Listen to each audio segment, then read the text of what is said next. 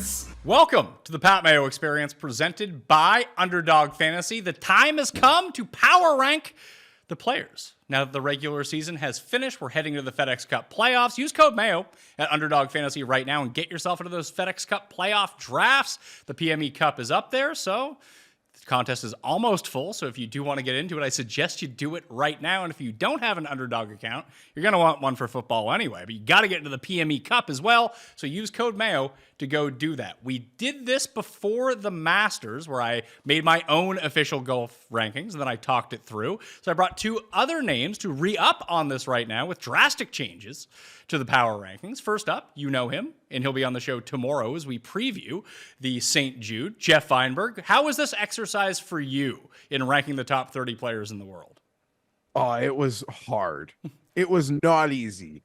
Because I have a lot more going on than like facts. You know, you and Matt are very disciplined and very diligent in your process. I openly acknowledge I am not. So it creates really hard. I'm like fighting myself the whole time making this list, which I subsequently did while like lounging on a hammock by a lake. Only I could be fighting with himself internally while doing that. Matt Vincenzi, was this an easy one for you after the first three? No, it definitely wasn't easy. And, I think the hardest thing about this is just establishing the criteria, because power rankings kind of means current. But then I also like to factor in, if this player won a major last year, how can you put so-and-so above him, and, everything that goes into it. So it's definitely a difficult exercise, and like you mentioned, it changes so often, but it's definitely fun to do every now and then. Yeah, so what is the criteria? I bet you we all had different criteria for this, since it's a subjective list of who the best players are at this moment and trying to factor in what they've accomplished, how good you actually think they are, what's their baseline. Is there anything in particular that you lean towards, Matt? Because I ended up not necessarily weighting recent form over everything, but that was the biggest thing that I went into. Like, what have they done the past 3 to 6 months? Yeah, I think power rankings indicates, where they currently stand at the moment. So you can't factor in too far back, but I kind of use that as like a tiebreaker. Players who have accomplished more in their career that I can't put someone above them yet, even if their seasons are comparable. So I do think recent form is probably the most indicative factor of these, but I did add a little bit of, subjectiveness in my head to a couple. Well, let's start at the top. We'll try to come up with a master list here of all of our 3 lists to try to talk this through. And I think that 1 is pretty easy. I think 2 and 3 are pretty easy, depending on the order. So, Geoff, I went Scottie, Xander, Bryson, 1, 2, 3. I did not. I went Scottie, Xander, Rory, 1, 2, 3. So maybe you could, debate that in different ways. But I still put Rory in my top 3. Matt, where did you have the top 3? I had Scottie, Xander, Bryson, and I had Scottie 1, regardless of what happened in the Olympics, unless Xander won. So Scottie was my player of the year. Prior to that, the Bryson thing, I would just say, the fact that he finished in the top 6, top 7 in 3 of the 4 majors, including a win. For me, that's what put him above, that next tier, including Rory. Yeah, I have, in full disclosure, I have Rory at number 4. Did you have Rory at number 4, Matt? I had him at number 5. So you had Rahm ahead of him. Yep. How come? I think, obviously the live win doesn't mean all that much. But, the Open, I think Rahm started to turn it around. So, he finished 7th at the Open, coming from the tougher wave when Rory came from the tough wave and completely ejected. And then Rahm comes and, I know the finish was bad at the Olympics, but he still, kind of showed, I think he's closer than not to regaining that top form. And I think when they're both at their best, Rahm is slightly better player. I think previous to Scottie's dominance, it was like Rahm, Scottie, Rory, 1, 2, 3. And I think Rahm is closer to that player than he was at any point during the season. So I think he kind of got the nose over Rory. So you like Rory more than Rahm, Geoff, and so do I. I have Rory at 4. I have Rahm at 5. And even to take the Olympics into account a little bit, I mean, they both ended up tied, I think, for 6th or 5th, or whoever it was, coming down the back stretch. Rahm kind of faltered a little bit. He got that win on Live, but I just feel like we don't give Rory any credit for what he has accomplished this year, he has, we'll call it 2.5 wins because he won the team event with Lowry. And when we think about major performances, both have been somewhat disappointing, but Rahm had the nice run at the Open. Obviously, Rory could have won the U.S. Open. He came in second. I think that he's just accomplished a little bit more over the past 12 months. Yeah, I mean, Rahm has really never fully had it this year.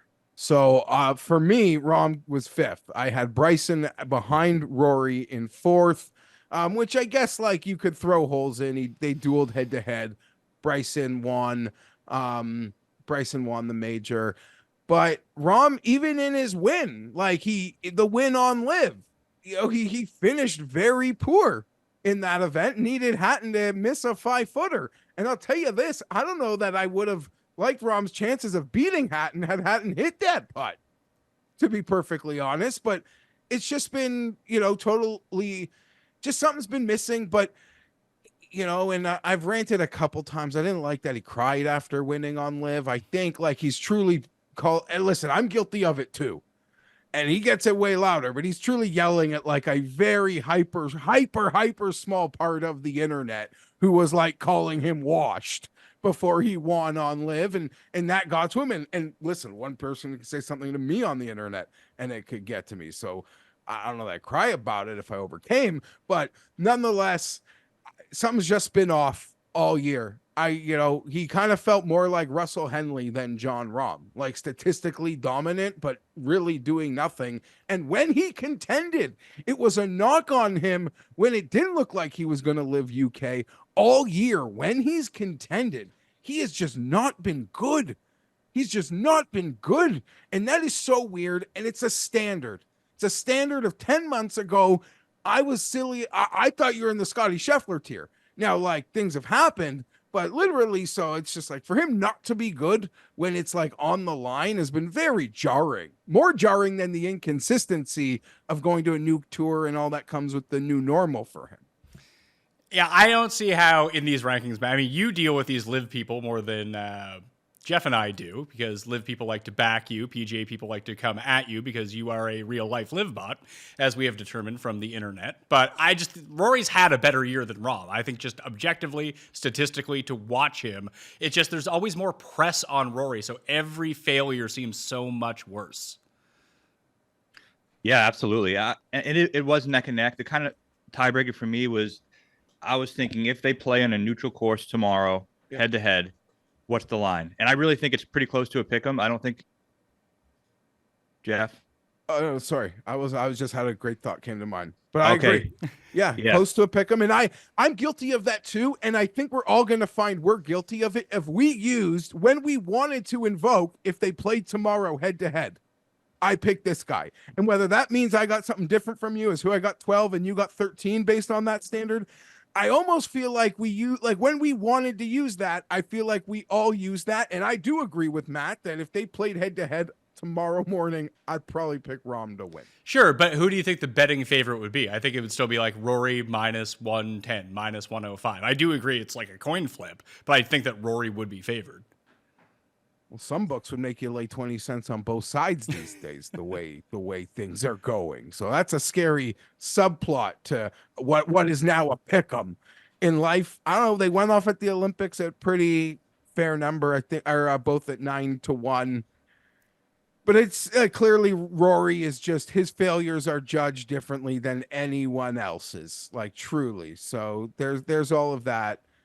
At the moment, I do agree, like by most measures, I think Rory did have the better season as everyone's seasons are pretty much at conclusion. Well, I think you can tell something about the standard that we hold people to when they do falter. And obviously Rory is, I wouldn't say the biggest benefactor, but that is sort of talking about his greatness, that when he doesn't perform to that level, people are like, oh, this guy sucks. And Rahm is suffering, Matt, from that same thing too. Xander doesn't really get any of that. He only seems to now get the benefit of, he has the 2 major wins, so obviously he's great. We have him number 2 on this list. But when he had a terrible final round at the Olympics, no one really cared. Well, that's what I was kind of saying, because everyone was kind of, I intentionally tried to say Rahm is too good because I was on Tommy and I wanted Rahm to start doing bad. And I just tried to throw it out in the universe to see if that could help me at all. And then he actually started making some bogeys. And I think people took that as the fact that I was rooting for Rahm, but I was rooting very hard against Rahm yesterday. And so a bunch of people were coming at me saying Rahm choked it, blah, blah, blah.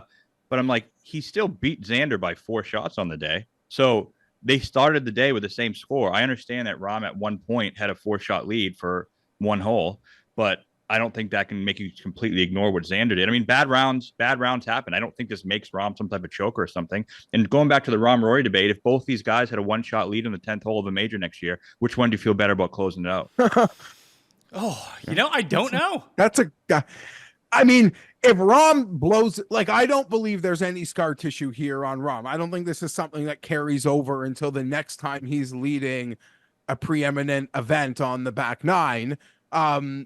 Right. But I guess if it did happen again, it's something that we'd carry. But I agree. Like, in my head, it's still a one-off, and he could go on to like have a great live end of season there, tour championship, whatever, all of that, whatever. I don't know that would matter. But Xander, I mean, he's coming in at supreme equity, and it just goes back to he was in the fight, and that's what Xander is. He's in the fight. And his ball is going to pop out of the lotto machine when he's part of the mix, like enough now, and you're more confident that it could. In some ways, I almost like look through him at the Olympics, just thinking like he's not going to run this pure. And he really almost was. Like, it felt like for a moment his baseline is like 5 under a round at this point on any course. That just feels like what his baseline of any golfing from Xander right now is. But he has supreme equity. Like, God forbid he did that without the majors. People will be losing their mind about Xander, but now it's just, he'll probably be in the mix at the next big event, right? Like, he's probably got multiple years before we actually bag him again for not bringing it home, unless he actually blows a lead, like a thick one. Well, that's kind of the funny thing. Like, it's that he's, even when he was, I don't want to say choking, it's just he would be in the mix and then not win. Very strangely, Matt, the Xander season that we're having right now actually could have been Morikawa's season. Yeah, it absolutely could have. And I think that's the difference. And that's why majors are so important, because when you win one, you get the benefit of doubt on all things going forward. Like, that buys you a lot of grace. And I think for Xander, he's in that spot now where, he can really coast off those 2 wins for a long time, and deservedly so. And I agree with you. I'd call him next on my list at 6. I have Collin next on my list at 6 as well, Jeff. Yeah, you guys know me. What do you have? Collin, Ludvig? Victor? Yeah. No. Collin came one spot behind Aberg. So I had Aberg in front of Collin right behind him. I really tried everywhere not to use any implementation of what you will be. I didn't think that was like really fair to the power ranking. And I know that's just not what the exercise was. But in Ludvig, the currents were just so strong. And it's so weird to say I actually trust Ludvig more. I really do. To actually win. I really do. Over the 2-time major winner? Yeah, which is crazy. And I said, the crazy thing I even said last week, and Tommy blew it again, but I was like, I think I trust Tommy more than Morikawa at this moment. It just seems like it's wearing on Morikawa. It's almost like it's a shot based on how well he's played. You close your eyes and you picture Morikawa's season, and it's just him like hunched over in disbelief after missing a 9-footer. Like, it's like that pose. That's what I see. Ludvig's obviously was a long year for him. He started hot, like any athlete in a lot of sports we acknowledge, with football and baseball and basketball, like a games played level compared from college to the pros. There's maybe a bit of fatigue in some of it. So he's kind of gassing to the finish line. But yeah, Ludvig beats Collin by a nose. And that's probably just, part of something I couldn't control. And I probably fought myself on the hammock doing it, but I won. Yeah, I mean, when we get to like you having Bo Hostler at number 11 on this list, we'll see where your true bias lies. But there is no objective metric where Aberg has been better than Morikawa this year. It's not even close. Yeah. Whatever. I don't think it's as far as you think either. I think in terms of talent, Matt, Jeff is right. But in terms of results, Morikawa has been awesome. That was a hard thing to balance. I mean, because Morikawa has just been so consistent, so steady. And if Ludvig had won something of note, then I would have put him there. But just again, I agree with the future. I think next year going forward, if this was future rankings, I would put him probably 4 or 5. But I just think based on what he's done so far, you have to have Collin above him. He would have won Pebble Beach if they played a final round, and that would have been an elevated win. And I'll die on that hill. Are you sure it wasn't going to be Mark Hubbard? He was playing quite well. Yeah. Also, Scottie was like one shot off the lead. Oh, I guess. Yeah.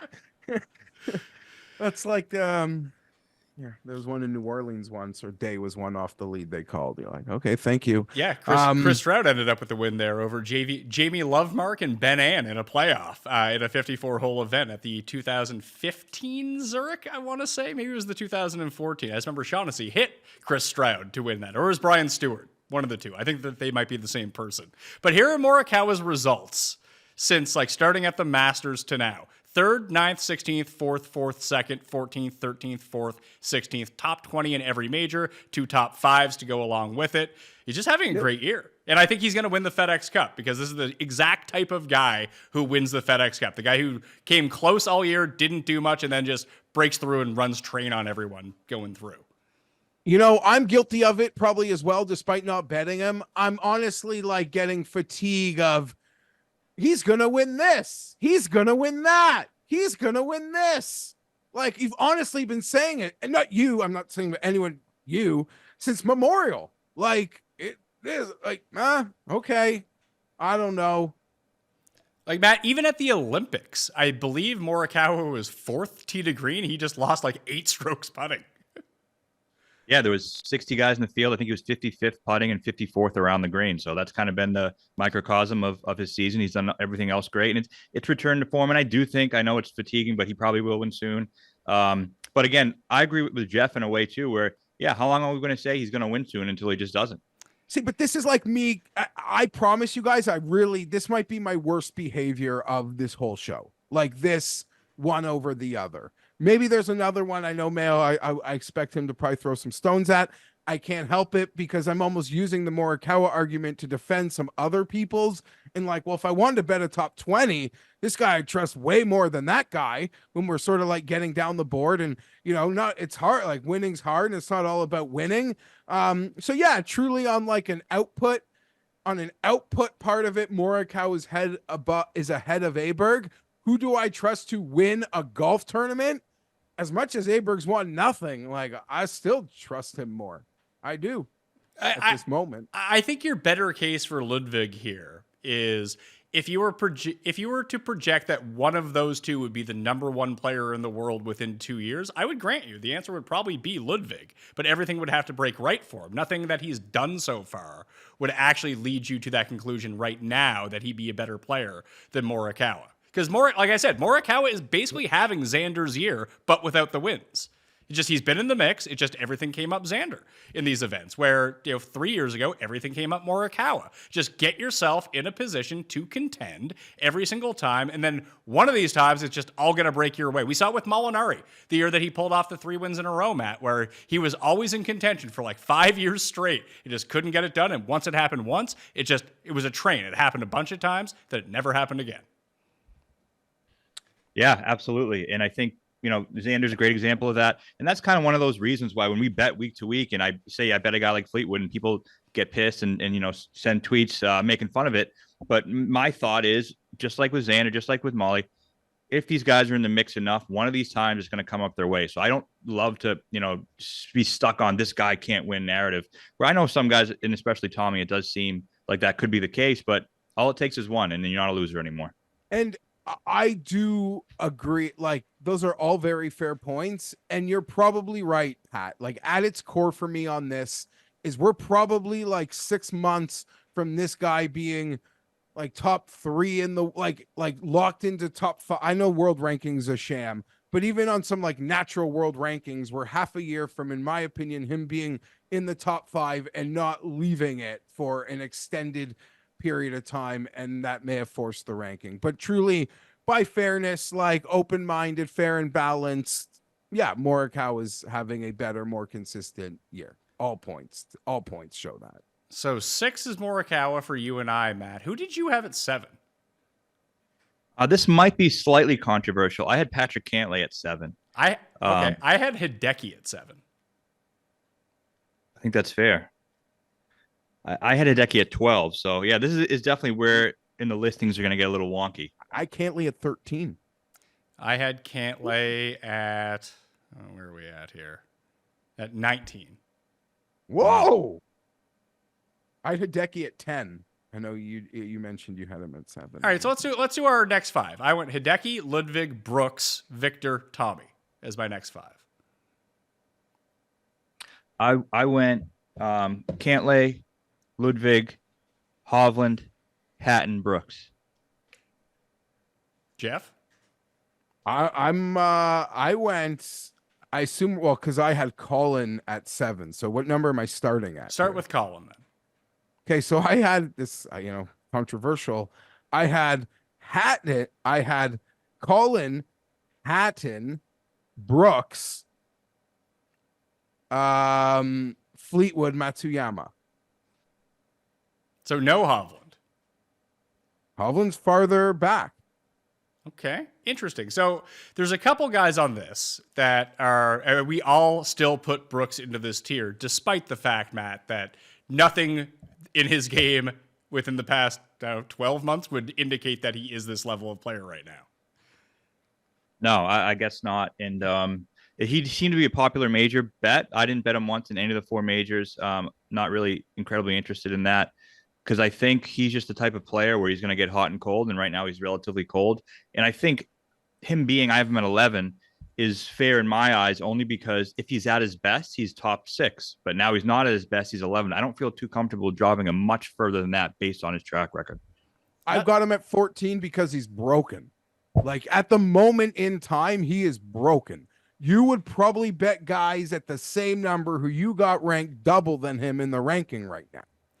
Ooh, if you had to bet them to win the golf tournament. So that is where I love the guy and he's going to use the time off to get fixed. And this, you're right. I think we're about to watch his season finale this week in Memphis. Like he's probably going to have to do work to make it. And I think he desperately wants that plane to land and he can just have his off season. hold on. You're talking about Viktor, not Brooks. Oh, fuck. Sorry. I was saying Brooks is playing in Memphis. Yeah, I was like, what's I going would like on him here? there. That was my mistake. Brooks, he's just he's not broken, he's just weird, and he's Brooks, and major championships matter, and like how long, like there's no world ranking or data golf ranking that can properly encapsulate Brooks. Because if it was like stones or it mattered or you had to hit the putt for, to save someone, like it's like Brooks probably goes in like the top 5 of that draft. So that's why Brooks, I don't know. He's his own like category. It's so messed up. I could see ranking him hard if you wanted to rank him like even way higher. It's hard to argue with it, but there's only so low you could put him. I apologize for that mix-up. Yeah, so I'll drop Viktor down a little bit. I guess Tommy and Hatton are the 2 difficult ones for me, Matt. Like, should I rank them above Brooks? I had Hatton 10, Brooks 11, and Tommy 13. So I think any combination is good. But I think with Hatton, he's kind of shown over the last, since he's joined LIV. And I think this is a big nuance that people really miss when it comes to the PGA Tour and LIV stuff. Everyone wants to categorize it as it kills their game, it makes them suck, etc. And then there's people saying it's better for them. They're playing less. They're more prepared for majors. Both sides of the argument. The truth is always somewhere in the middle. And there's a gray area where there are some players it's benefit and there are some players it's negatively impacted. I think it's negatively impacted Rahm. I think it's negatively impacted DJ, Cam Smith. That's hard to argue with, but I think it's had a positive impact on Hatton for whatever reason. I think he's playing some of the best golf of his life right now. I would tend to agree. And I'm with you. There is that middle ground and it seems to be player by player. Although if you would put all your money on who this schedule would benefit the most, I think Cam Smith would have been the answer, but that just hasn't been the case. No, because he's got to get sharp. And it really doesn't. I mean, there's this whole thing. I don't even think it's a secret, but he's enjoying it. The greatest life. He takes a true off season He loves it. You know, I'm sure there'll be weeks in major championships where like his ceiling does appear and he's in it, but he's just not putting in the effort. And he's enjoying life with his friends and the free time. And I'd Hatton the highest on this list out of all of us. I love him. If he was in Paris for those Olympics, he'd have been right in those mixes as well. I believe if you consider how well he struck the ball again last year, it was like this incredible statistical dominating season without any win, and then going to live. Like, I'm at this point expecting this Hatton to be like the normal Hatton, and majors might be a bit of a hit and miss, but this guy's always going to flirt with it, man. Like I think I had him ahead of like Tommy, right? And Tommy's always placing on the PGAs. That just shows where my head is at with what Hatton is. So here's one guy that I had a lot of problems ranking, Matt.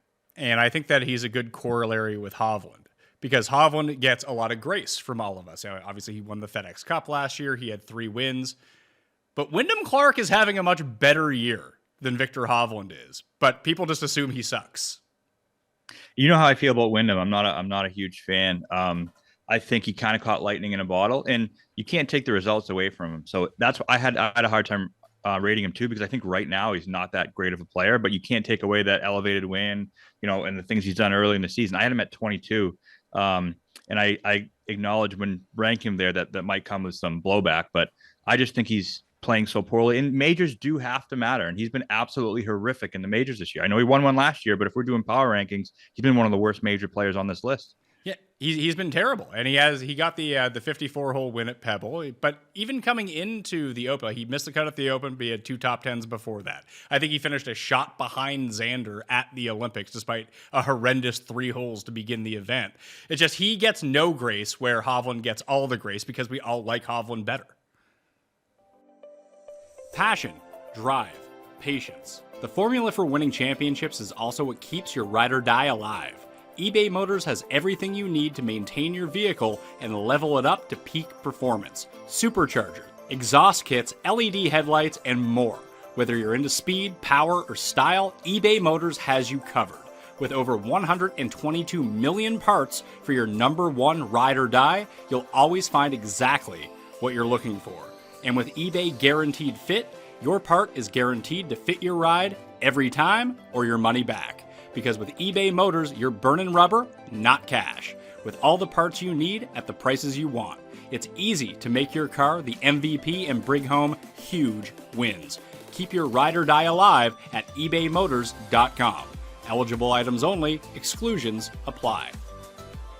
Everyone who tunes into the Pat Mayo Experience knows from time to time I like to talk to you about some health supplements that I end up taking, and I've been doing Timeline's MitoPure now for about a month. Feel great, and I think you can too. Take 2 soft gels a day for 2 months, and you can see significant improvements in your cellular energy, your muscle strength, and your endurance. That was the big thing. I've been golfing more this summer and lifting less. Yet when I go back to the gym for my once a week, like max lift, I'm not really atrophying that much. I'm not losing a ton of muscle, which is absolutely fantastic news for me and my golf game, because if you work out too much, then you get too sore, you get too stiff, you need to retain that flexibility. I'm retaining my muscle mass at the same time, although I'm not working out as much. And it comes in 2 product designs to fit your needs. They're berry powder, which is great to mix into your breakfast, yogurt, or daily smoothie. That's how I've been doing it. I've been eating some strawberries, raspberries, blackberries with a little bit of yogurt, a little bit of protein powder, then boom, Timeline's MitoPure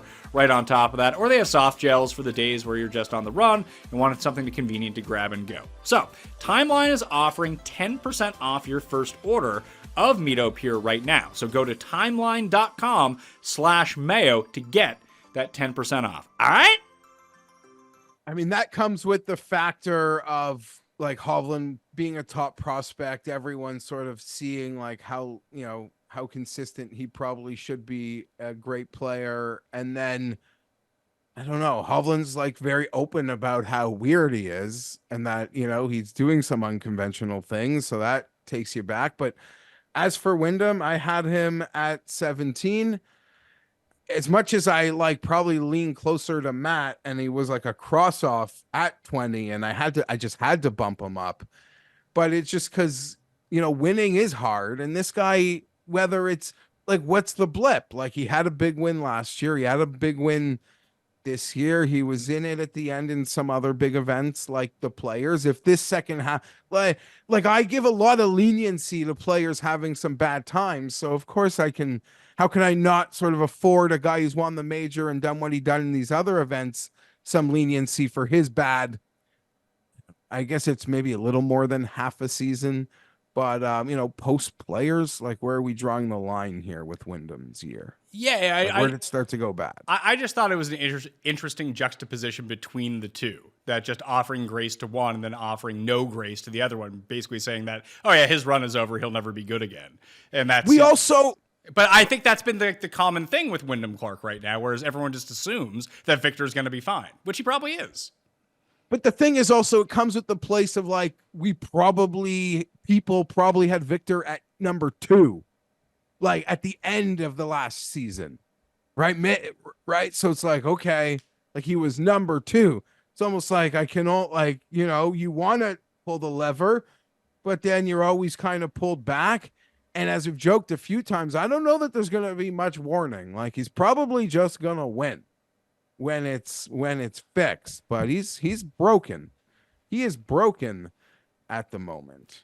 I just find it interesting too that maybe Hovland's the wrong guy to put. Where did you have Cantlay on the list, Matt? I had him really high. I had him 7, which admittedly I think is probably too high, but I'm just, again, really high on his potential, and I think he is one of those players. And he does have some good finishes. He's T3 at the U.S. Open, T5 at Travelers recently, T3 at Heritage, T4 at Genesis. He has 5 or 6 top 5s in these elevated events. But how is that any different than Clark, besides the top 5 of the U.S. Open? Like, we have a win in an elevated event, a second at the Players, a second at the Arnold Palmer Invitational. He tied with Cantlay at the Heritage T3. Like, they're having very similar years. Yeah, I mean, but the T3 at the U.S. Open, also T25 at the Open, whereas Clark's been horrible in all the majors. And I just think more recently, Cantlay's been picking it up and better. And I think, again, using that head-to-head matchup tiebreaker, I think Cantlay waxes him. Maybe. But I mean, a lot of that could be with public perception as well. But I put these 4 on a tier then: Brooks, Victor, Wyndham Clark, and Patrick Cantlay. It sounds like Clark should be at the bottom of that tier, but I think that just with the way that they've played, the results that they've had over the past 18 months, that they kind of all deserve to be lumped together, even if everyone thinks that the top 3 guys are much better than Wyndham Clark. Yeah, I mean, I had Brooks at 10, Cantlay at 13, Clark at 16 here. Who was Hovland at 14? So I mean, they're kind of in the same area. Cantlay's like, I know it's in there, but it's also, for a player of that caliber, it's been a really long time since he's won. Since he's won. I've made a list of the top 9 for us. We had the top 6 with Morikawa being number 6. Some combination of Hideki, Ludvig, Hatton, and Fleetwood to round out the top 10. So there's the top 10. Then you have these 4 guys that we've talked about. Matt, who else should we be considering in the mix for like 10 to 20? Because some of the names that I had were Niemann, Cam Smith, Sungjae, Tom Kim, Sahith, Harman, Henley, Lowry, Bobby Mack at this point, were all in consideration for me. Yeah, I agree with that. I'll start there. I'll just say 10 through 20. I had Hatton, Koepka, Hideki, Fleetwood. I had Niemann at 14, Cam Smith at 15, Finau, Sungjae, Tom, Sahith, and Shane Lowry. I mean, that's very close to where I was at. Who did you have in that mix, Jeff? So from Brooks was 10. So at 11, I had Fleetwood. At 12, I had Niemann. At 13, I had Cantlay. At 14, I had Hovland. At 15, I had Finau. At 16, I had Theegala. At 16, I had Clark. 17, Theegala. 18, Tom Kim. 19, Sungjae. 20, Burns. Burns. Why Burns? Maybe I'm an apologist here, but the guy, it was almost like what the majors were very weird. It was just very high, very low. I still think I'm giving him some high-end equity for the amount of wins. I think his best, sometimes I in my head, I say like, if they're playing their best, who would I rather? And I really do still like Sam Burns. Did you have Burns in the top 30, Matt? I had him at 26. Yeah, I also had him at 26. I think it's fair, and I think Geoff makes a good point. Talking about a guy you trust to win, it might not be trust him to win a major, but if he's in the mix in any regular event, I feel like he has, the guy can go and take a win, which should mean something. But it's like, to do that, I'm choosing my own adventure. And then there's other guys where I'm like, well, you have to respect the consistency. Winning is hard. You have to respect that. Like, I always want to bet this guy to like be top 20. Like when we get to Corey Connors, well, I kept out of my top 20. I always want to bet this guy to win top 20. So that, like, once we get out of a certain level of player, I don't need to argue about wins as much in some weird way. Well, I had them back to back. I had Corey Connors at number 25, Sam Burns at number 26. Because you're talking about, listen, Sam Burns has 6 PGA Tour wins, Corey Connors has 2. But on a week-to-week, Matt, Corey Connors shows up where Burns doesn't. Yeah, and again, that's where, even if you're looking at current form and this season, everything, there is still going to be a lot of subjectivity that comes into it because everyone values different aspects of their game differently. And I think, like you meant, I would have Burns ahead of Connors because I would never trust Connors with a 1-shot lead in the back 9, and with Burns, I would. I trusted Burns with a 2-shot lead against an amateur earlier this year, and he came like 7th. Me too, actually, yeah. Me 3. So you tend to remember the good things about players that you want to remember. But you're probably right. Head-to-head coming down the stretch, Burns would be a favorite over Corey Connors. But to Jeff's point, if you had to bet them top 20 every single week, you'd probably bet Corey Connors every single time. Yes. There's 3 other guys. I mentioned Bobby Mack. He has the 2 wins. He's been playing some very good golf. So I have him inside my top 30. But there was 3 other players that I didn't really know where to rank, Matt. It was Brian Harman, Russell Henley, and Justin Thomas, who is not having as bad. He's suffering from like the lesser version of the Rory syndrome, is that every time he plays poorly, it's really magnified and no one cares when he plays well. Yeah. Funny enough, it got a little hard. I feel like if I had 35 spots to get everyone I needed to, but I did not have Connors on my list, and I did not have one of the other guys on the. I know it's sad, but I did have JT at 24, and I had the other guy I mentioned, MacIntyre, at 28. And with JT, I agree with that, and I've been one of the biggest JT supporters. I was on record at the Ryder Cup time, and this is blasphemy to a lot of people for some reason. I would have taken him over at the Keegans and the Glovers of the world, because I think to win that Ryder Cup, you need your ceiling, and the ceiling of those other guys isn't high enough, and JT it is. You go down with your guy, one of the best Americans. So I am high on JT going forward. I think he has some better finishes than people want to give him credit for. He was kind of in the mix of the PJ a little bit. He's not playing as bad as people think. No, I would tend to agree. And a lot of his problems so far this year, Jeff, at least, all year, has just been putting. Once he figures out his putter, he's going to be fine. Yeah, it just seems to, I know it's very polarizing, I guess, at the Open, but he seems, even when he's playing well, like the really low floor is there, which we see with a lot of like the high-end players or players that we've had in the super elite category. Like when they're playing well, like they might not win, but their floor as to what can happen here is only so low. Justin Thomas feels like it's endless. Then he gets golf sad. I had him at 24. Maybe it should be higher.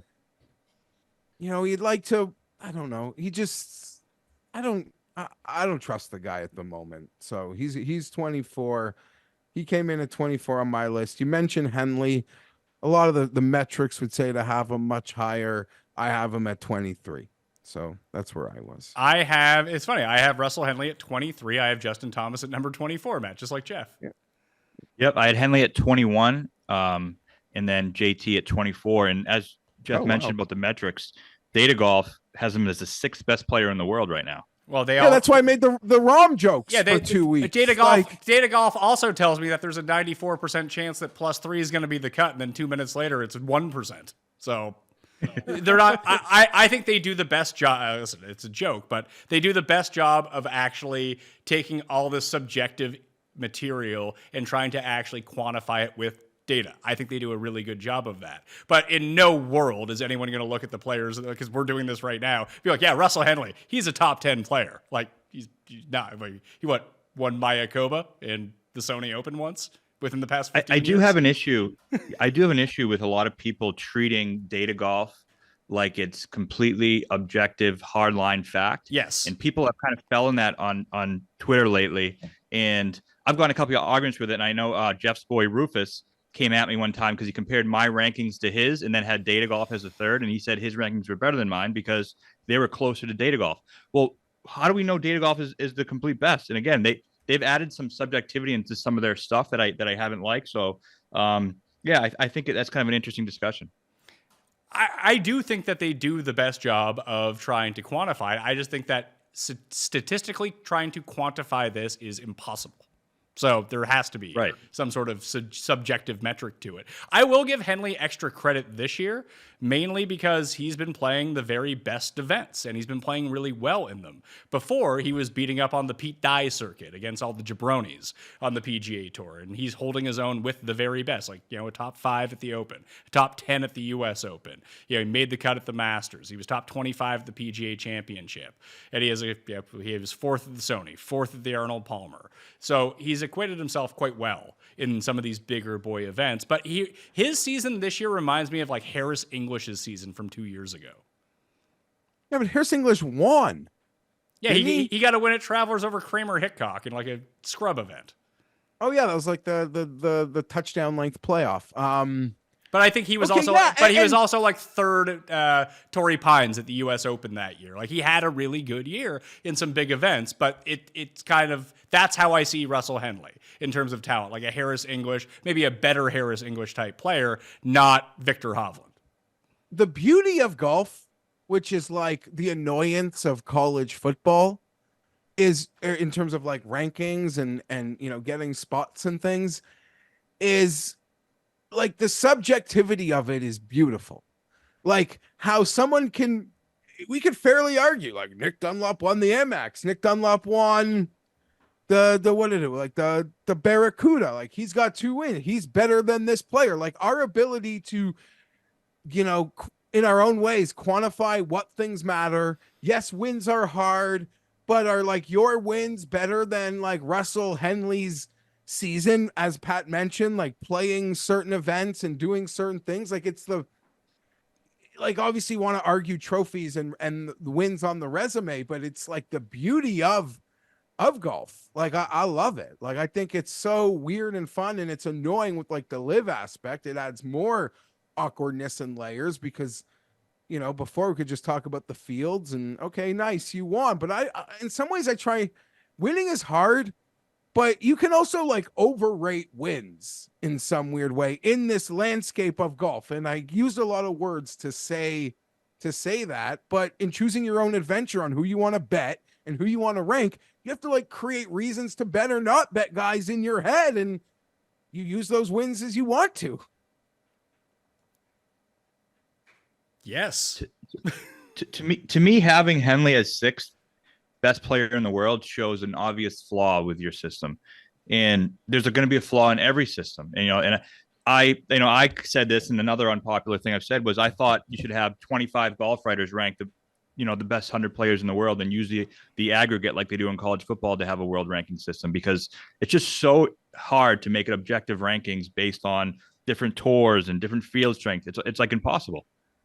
Pat, you should do that. We should have the Mayo rankings, and you get like, I don't know, 12 people or whoever you think. You could probably name them, or you don't want to name them because then we'd forget someone and feel bad.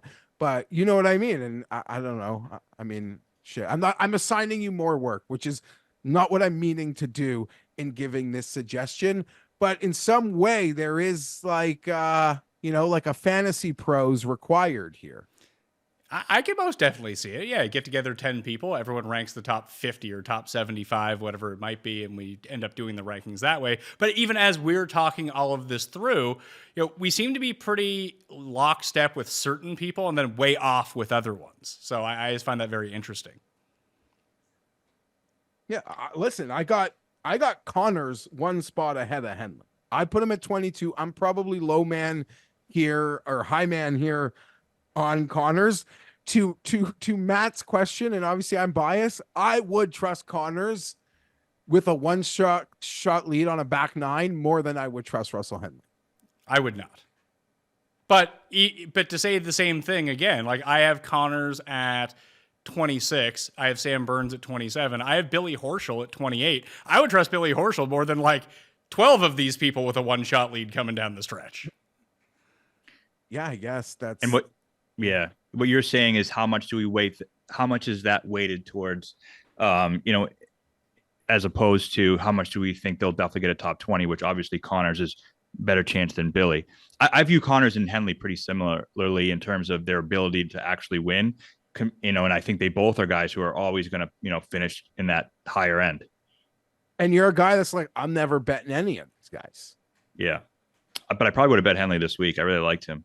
Yeah, I've had some bad times with Russell Henley at the Wyndham Championship over the years. So fortunately, he just decided not to show up. That works out well for me. So here's some other guy. I ended up going, like putting all these together. Wyndham Clark at 15. That was one spot ahead of Cam Smith, Sungjae, Tom Kim, Sahith, Tony Finau, Shane Lowry. It does seem like this, but 15 to 25 range, or even 15 to 22, because I'll throw Brian Harman in at number 22, who just consistently plays pretty good golf and got the big win within the past 13 months. Picking up a major does count for something. But I think of all the players that have really risen up since I did this from before the Masters, Sungjae and Tom Kim, Matt, have seemingly rediscovered their high-end upside. Yeah, I had them at 17 and 18. I think people were really pumped about Tom Kim coming on the scene. He's an exciting player. I think Sungjae long run is slightly better than Tom, but I think they're very, very similar in terms of the courses they're going to play well at. And I had Finau 16, so I might have been a little higher on him, but similar range there. And then I had Theegala and Lowry there. It's and another guy like Lowry, he's tough to quantify too, because he has kind of his little spots where he's great, but you can't really count on him all the time to be consistent. It's like great player, but I don't want to bet this guy to maybe win.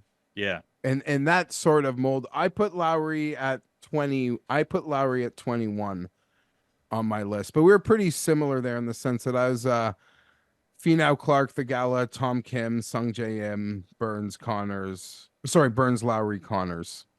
And it's probably unfair to Shane Lowry in a lot of ways that we talked about. Here's what Tommy has been up to. And Lowry's having a better year than Tommy Fleetwood is?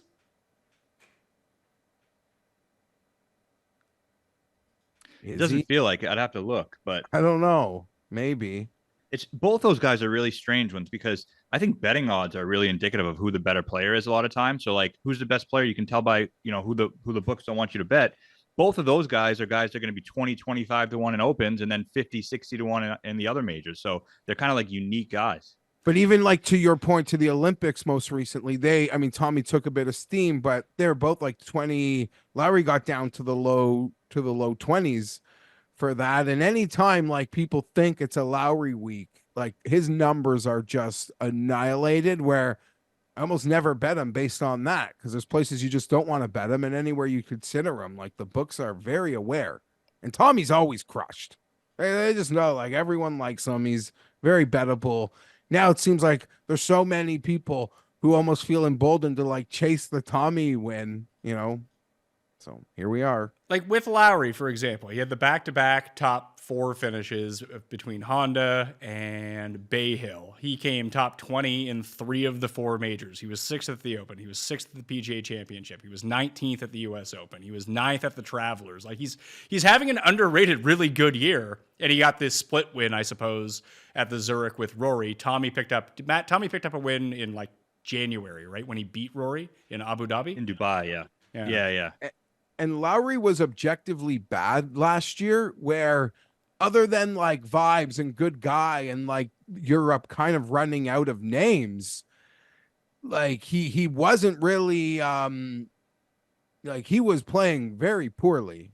And you know, he even acknowledged like he was lucky to make, like his play was not indicative of making the team. Ryder Cup, I'm speaking. And to say So that this year he's playing much better. and to say he had a bad year, he was still top 20 in 2 of the 4 majors last year when he had a down year. Yeah, no, I'm sure he could spike, but I guess in terms of results, but I don't know. How many? Well, I'll ask at the end actually. So The reason I had Go ahead. Tommy above Shane is because I know it's supposed to be more recent, but the last 3 years, strokes gained total in majors, Tommy ranks 7th behind all super elite players, the first 6. that doesn't surprise me because he just has so many of these top 20 finishes, top 10 finishes. He's a very good bet to make the cut at most majors, where although Lowry has been as well, it just seems like his putter is so volatile he could put himself out of a tournament.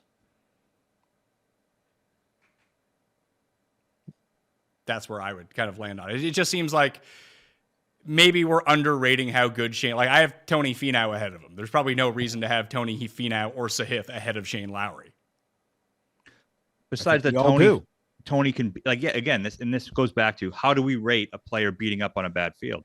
And that's a win, and wins mean a lot. But you know, I mean, could Shane win the Mexico Open or whatever? I don't know. But I mean, Tony now does have enough wins to where I can put him, you know, above Lowry. So my final 3, 28, 29, and 30 after the Justin Thomas, Corey Connors, Sam Burns, Bobby Mack tier. I went Billy Horschel at 28, Louis at 29, and Akshay at 30, Matt. Akshay was my number 30 as well.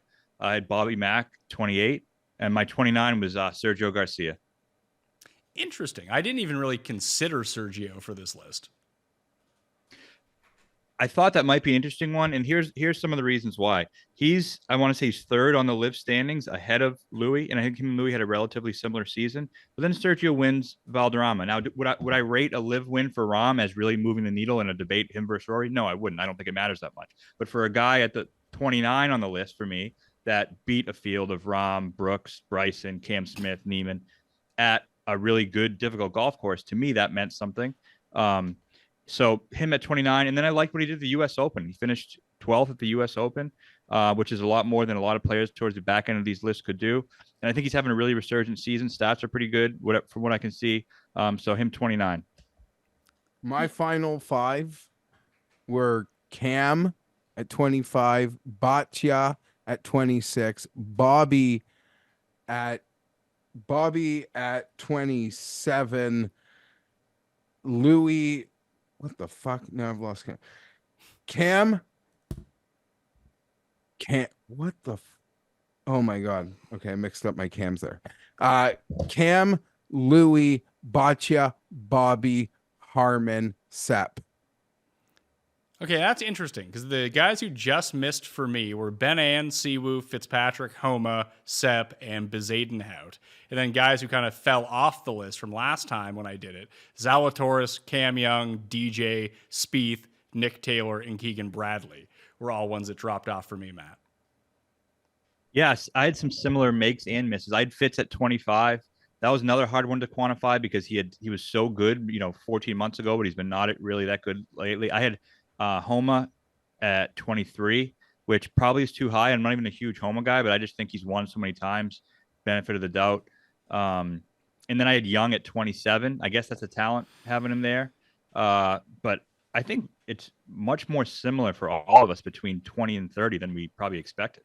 Most definitely. It seemed like we gave the benefit of the doubt to guys who are either trending in form or guys who have won once or twice so far this season. It was hard to ignore like Bobby and Bhatia, but that was tough for me leaving Fitz off. Like I circled back, and even Cam Young was a tough one for me to leave off. But I wanted to include Louis, and I had to include, I thought, Bhatia and Bobby. Like Bhatia, there was a run this year. Not only was he winning, but he was like on all different types of courses. He was just showing up. I was like, okay.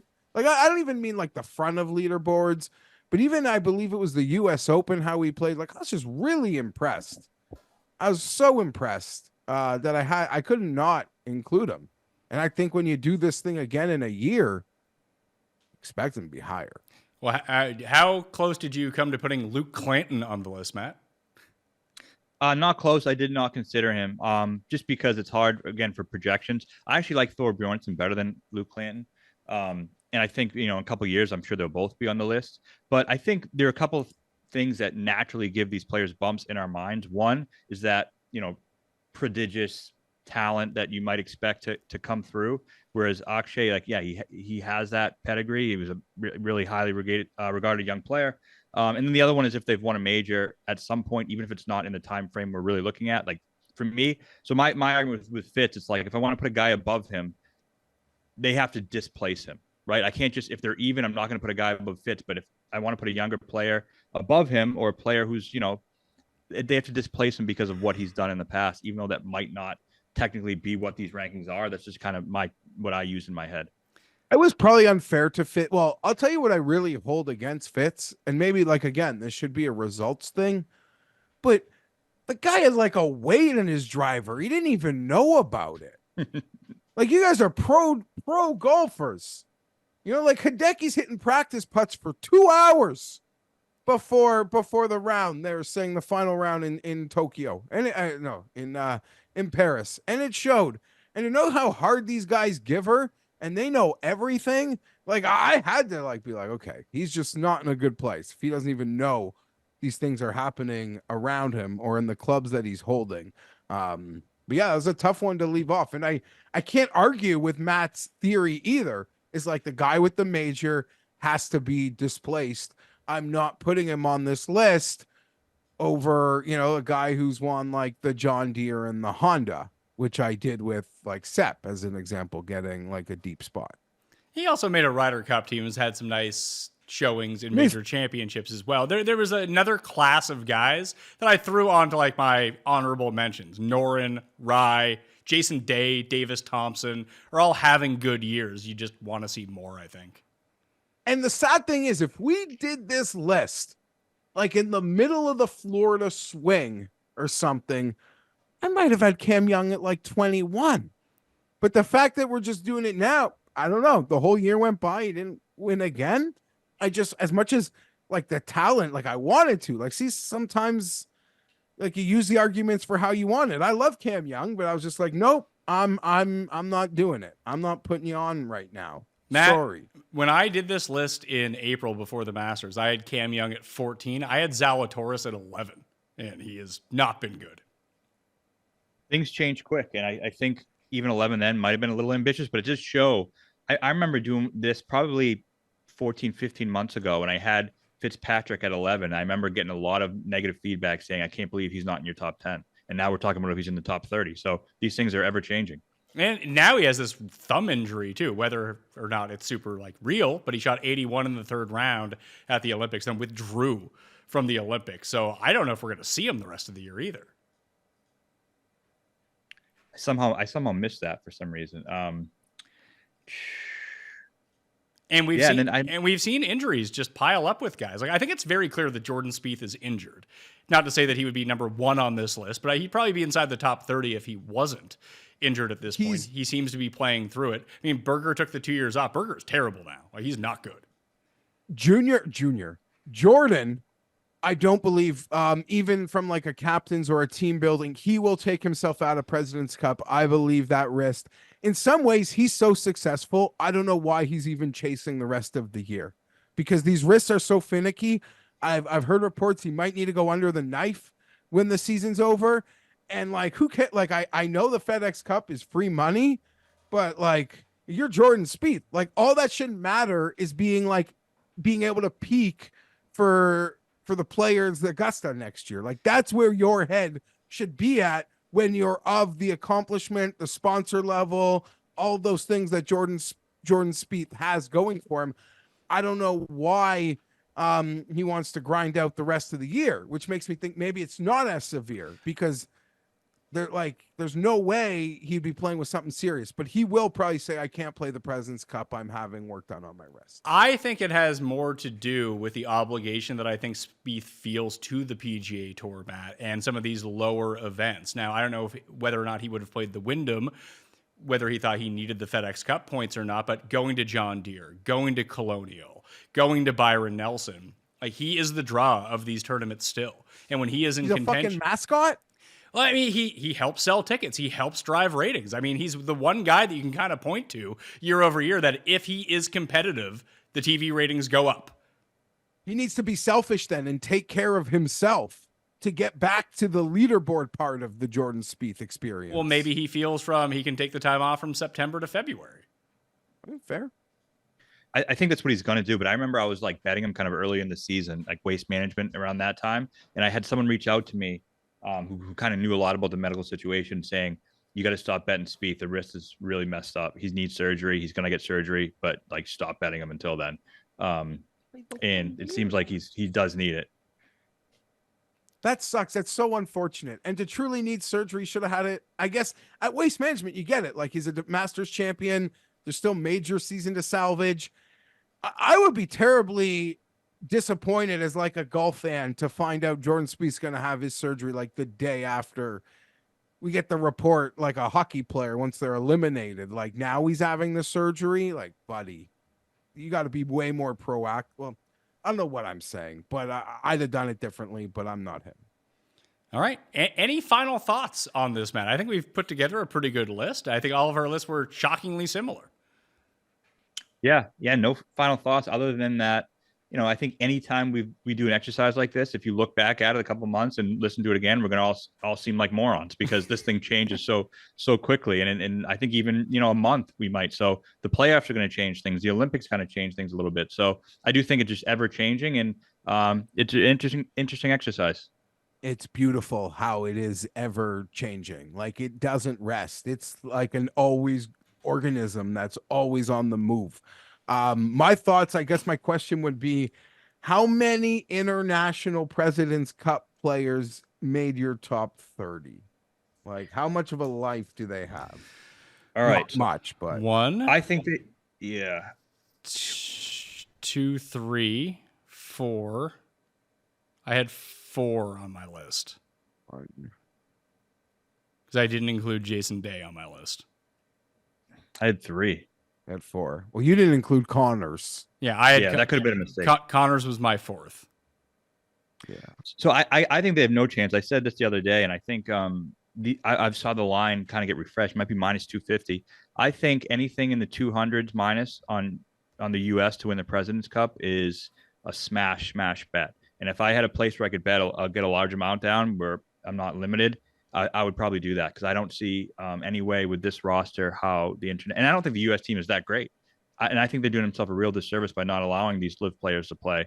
And it might be viewed as the pro live thing. I just want a competitive thing because we don't get any team match play, which is the great, awesome, underutilized format in golf. And I'm pissed about it. I want those players to be there. So this is because I think internationals could win if that were the case. Obviously, having the live guys benefits the internationals to the nth degree. So yeah, when we're talking about having Seabez as like one of the stalwarts of the international team, it's not going to go well. Matt said it. I've been known to like heavy as I can, like brown bag these President's Cups when they hang the US to mid twos. Right. Like, if you need a new washer dryer or something, you're not trying to win what Matt's trying to win. Like, we're already in August, folks, like in a month. So you get a free washer dryer pretty much if you want to do it.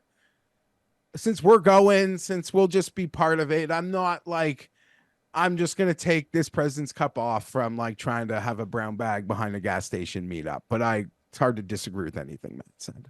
All right, Matt, where can everyone check out your work? All right, my preview's up this week, Golf WRX, my weekly show, my own show, Tap It In. I'm on the Lost for Words podcast with Tom Jacobs for DraftKings. So busy day ahead, but I love it. We have only a couple weeks left of the season. Let's finish strong. Reminder to everyone to play in the FedEx Cup drafts now that you know what the FedEx Cup standings are for the top 70, and use code MAYO at Underdog Fantasy to get yourself a deposit bonus of up to $250 to get in to those drafts. Jeff, I will talk to you tomorrow for the first leg of the FedEx Cup playoffs and try to win some bets. Yeah. I mean, I keep saying golf season's over. I do love the first leg. The first leg's pretty decent. It's probably one of the best fields of the year. But after this, All right. Sub to Mayo Media Network for all your golf and football and UFC needs. And if you want to listen to the audio version, of course, the Pat Mayo Experience audio podcast, Apple, Spotify, wherever you get your podcasts. All right. Smash the like while you're here as well and sub to the free Mayo Media newsletter. I'm Pat Mayo. See you next time. Pat Mayo Experience! Experience!